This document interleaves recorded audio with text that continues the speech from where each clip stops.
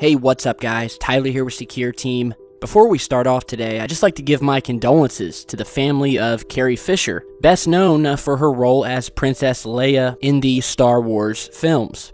She passed away. She was only 60 years old, which is just mind-blowing to me. I mean, it's just too young, too young. And it should really make you take stock of how you're living, your health and lifestyle choices, and to really make every day count. Don't let time pass by holding grudges and everything else. You have to live every day like it's your last. So I wanted to bring to your attention something that, again, few people really know about. Well, at least it's seldom spoken about. And we've actually never posted a video about this. So the topic of today's video is the mysterious deaths, or, well, as they're called, suicides, of over 20 researchers and scientists who during the 80s and 90s worked in some form or capacity on the Star Wars program, all of which met with very mysterious deaths, most of them being ruled suicides. And you hear a number like that, 20 plus people. Now some people say it was 22, others say it was 25, but this really did happen. It was reported on throughout the 80s and 90s by various news outlets, people who were trying to get to the bottom of it, and to this day, talks of a conspiracy are still hotly debated. So, to preface, I guess we should start off with the Star Wars project in general. What was the Star Wars project? Well, it was most commonly known as Star Wars, but it was actually called the Strategic Defense Initiative, or SDI. And it was a program first initiated on March 23, 1983, under President Ronald Reagan.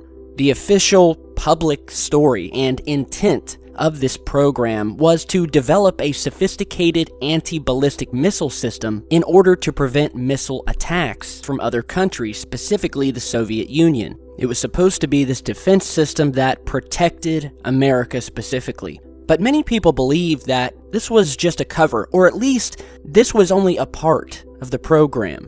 When many people think of Star Wars, they think of space. They think of wars going on in space, just like the film.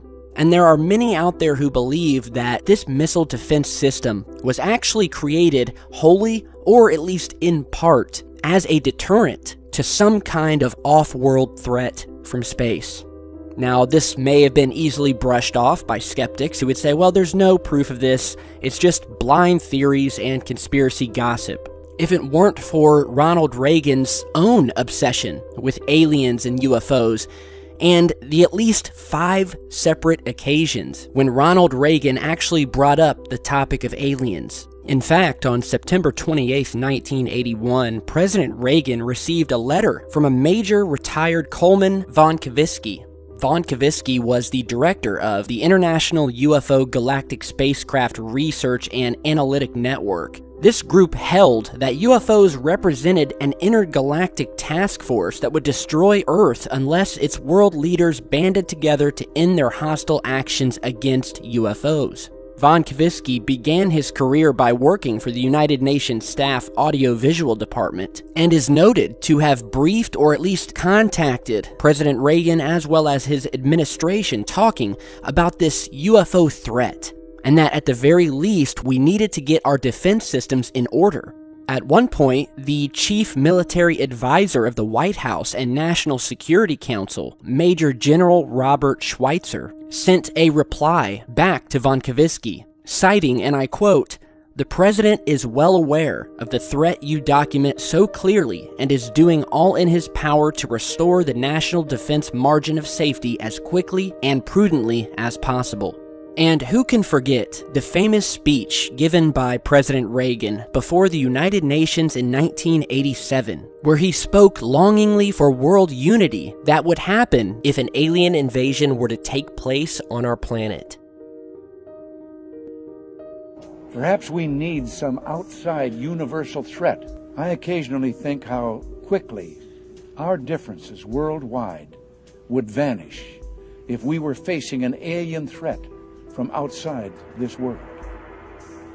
And yet, I ask you, is not an alien force already among us? What could be more alien to the universal aspirations of our peoples than war and the threat of war? Many believe that this was a subtle hint by the president. That, in conjunction with all of the other times he had mentioned UFOs or had correspondence with UFO researchers, all of which has given us this understanding that President Reagan definitely knew about this so-called threat, and that he was going to do something about it, and hence we arrive back at the Star Wars program. And the upwards of 25 suicides, quote-unquote suicides, by the top scientists who were working on the projects, not to mention an actual alien sighting by a security guard that worked there and then vanished after the incident. Now, I'm not going to go through all 25 of these. I'm just going to read through a couple here, and you guys tell me if something smells fishy here. One of these men was a 50-year-old named Alistair Beckham, who was a successful British aerospace projects engineer. His specialty was designing computer software for sophisticated naval defense systems. Like hundreds of other British scientists, he was working on a pilot program for America's Strategic Defense Initiative, otherwise known as Star Wars. And like at least 21 of his colleagues, he died a bizarre, violent death. It was a sunny Sunday afternoon in August of 1988. After driving his wife to work, Beckham walked through his garden to a musty backyard tool shed and sat down on a box next to the door. He wrapped bare wires around his chest, attached the cords to an electrical outlet, and put a handkerchief in his mouth. He then flipped the switch. With his death, Beckham's name was added to a growing list of British scientists who died or disappeared under mysterious circumstances since 1982. Each of them was a skilled expert in computers, and each was working on a highly classified project for the Star Wars program. None of them, mind you, had any apparent motive for killing themselves, including this man here. In October of 1986, a man by the name of Arshad Sharif, who worked on satellite methods of detecting submarines, died from tying one end of a ligature around his neck and the other end around a tree. He then got in his car and sped off with the gas pedal jammed down. The coroner called it a suicide. A 1987 death included Richard Pugh, who was an MOD computer consultant and a digital communications expert. He was found dead in his apartment with a bag over his head, his feet were bound, and his body was tied in a rope that wrapped around his neck 4 times. The coroner called it an accident. Another scientist by the name of Mark Weisner died in an extremely similar manner about 3 months later. In 1986, Vilmel Dajbai was 1 week away from leaving the project. He had a new job lined up in London, and his friends and family claim he was excited for it. He then allegedly committed suicide by jumping off a suspension bridge to his death. The original police report noted a needle-sized puncture on his left thigh. This mark was later written off as, quote, incidental to his impact. The coroner's case to this is still open.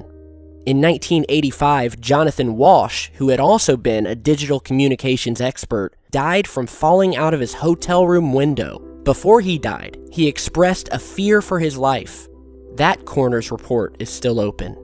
In 1987, Shawnee Warren wasn't a scientist, but he was a personal assistant in a company that was acquired by GE Marconi just 4 short weeks after her passing. She was found drowned in 18 inches of water, with a noose around her neck, a gag in her mouth, bound feet, and her hands tied around her back. The coroner's verdict is still open, but some have stated that it was a suicide. That suicide would have included her binding herself and then stumbling with bound feet and stiletto heels a short ways to her liquid death. So these are only a handful of the scientists who work for GEC Marconi as well as the Star Wars project. And there have been countless articles in the 80s and 90s from reputable papers talking about this. You're seeing just some of those newspapers here. There's even a book about this, published in 1990, titled Open Verdict, an account of 25 mysterious deaths in the defense industry. There was even a report of a UFO sighting that occurred at one of the buildings for the project.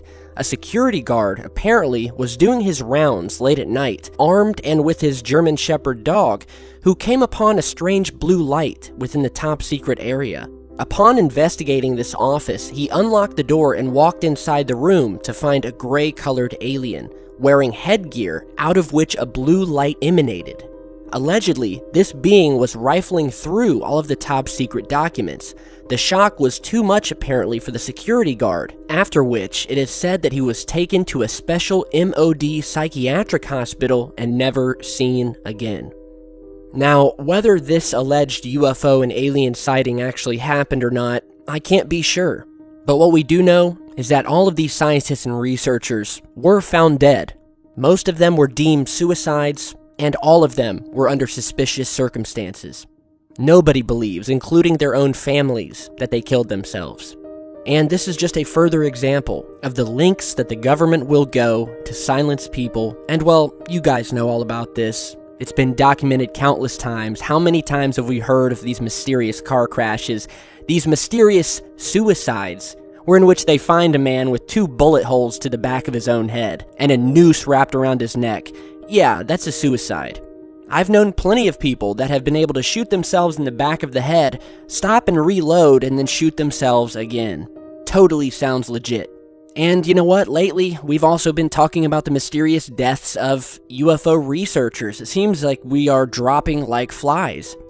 And this stuff is truly scary to think about, because you never know when something can happen, and it just makes you wonder how many other UFO researchers or people who were talking about things that the government didn't want have passed away and that were ruled, quote, suicides that we just don't know about. How many of these people have died of, quote unquote, natural causes that just hasn't been in the media and that we would have no idea happened? It really does make you think. So, this is a very mysterious story. Many people don't know about it, so I definitely wanted to post this. Let me know what you guys think. Research up on it yourself. There's plenty of info out there. And be sure to stick around because I've got a lot more coming. R.I.P. Princess Leia, and I'll see you guys here in just a bit.